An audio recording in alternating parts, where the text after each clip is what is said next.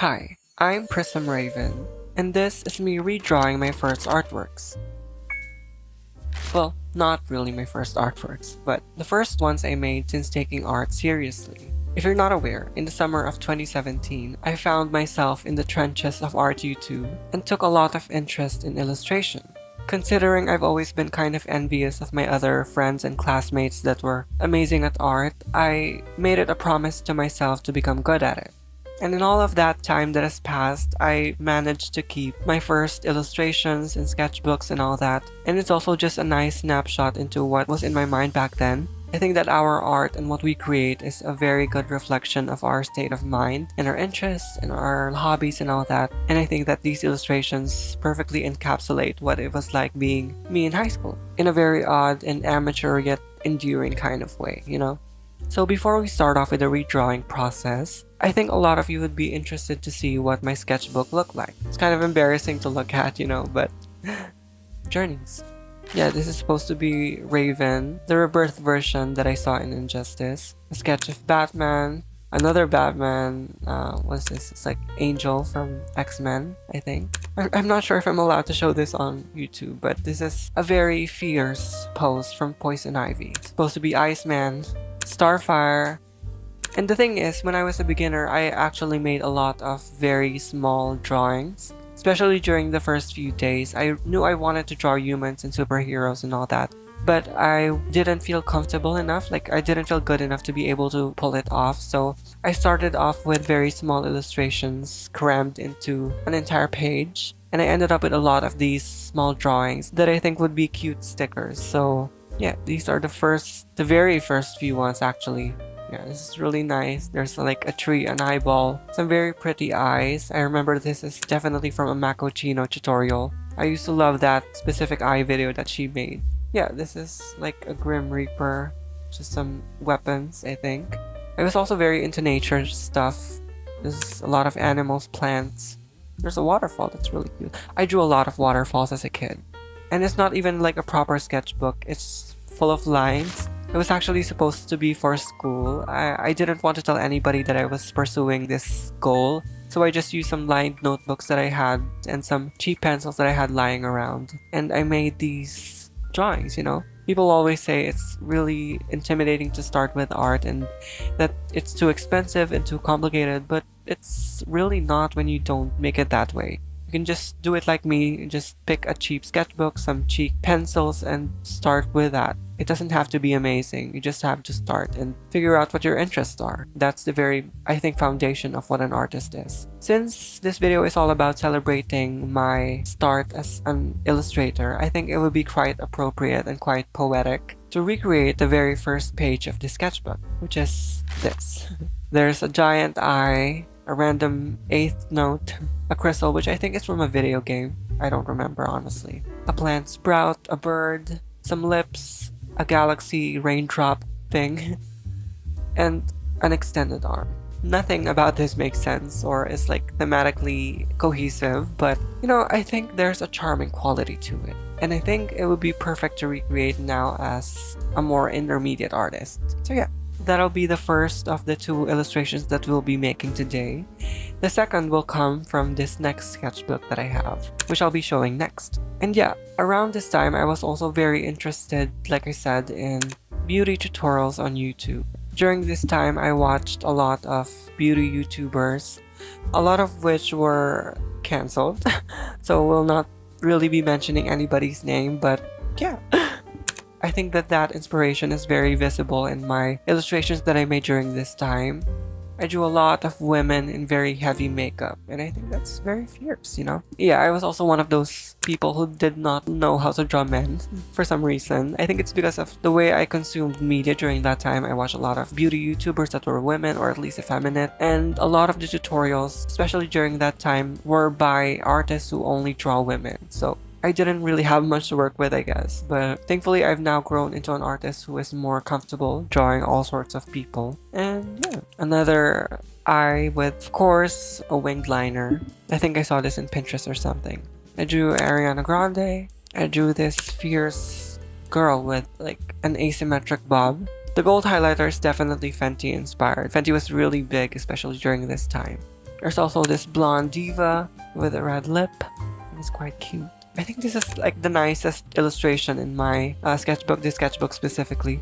Look at that. I've always loved very dynamic angles, and I think this is the very first sign of all that. And of course, we need to have an IG baddie inspired look, which is what we'll be recreating today. This 2017 baddie mermaid look, starfish, platinum, beachy waves, fish scales, black lip, black liner, black brows, freckles, piece.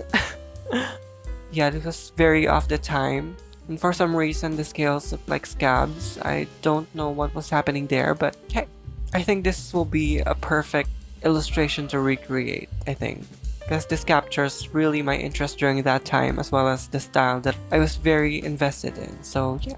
Now that we've chosen our second illustration to recreate, I think that wraps it up for the tour section of this video. We shall now move on to the painting process. What you're watching right now is the sketching phase for the sticker page. I was debating on whether I should do a full illustration or I should just keep the sketchy look, but I ended up going for a more finished illustration for this one.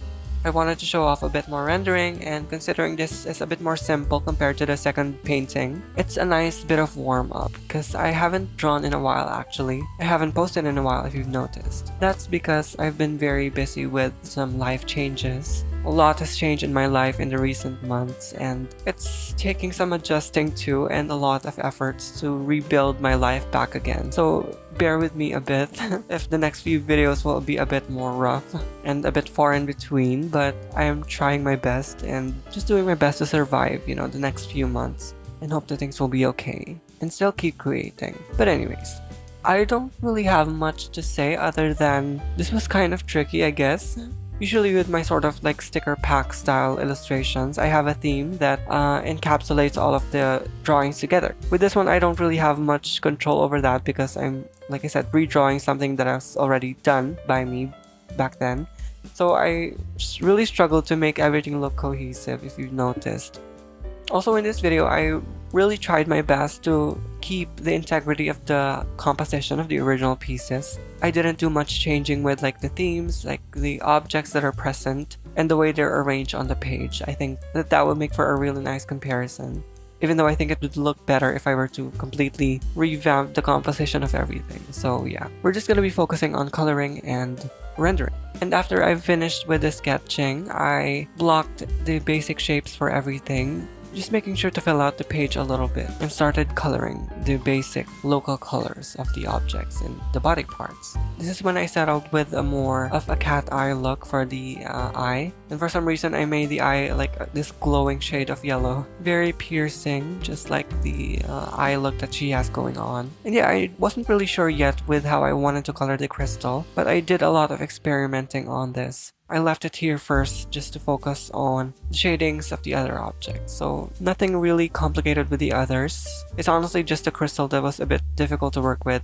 If you're curious to know how I did that like prismatic effect with the crystal and how it looks like very random and beautiful, I used the same method I showed in my most recent tutorial, which is the color adjustment features of Creative video that I made a while back. And yeah, just making sure everything is nicely rendered. Like I said, I've been a little rusty, so it's not as nice as the second illustration, but it's a nice warm-up, I think. I made sure to keep the lines of the notebook just so, you know, it can be a nice reference or a nod to where it all began, you know? I'm just sentimental like that. And yeah, I made this like bird into like a crow / raven. Just, you know.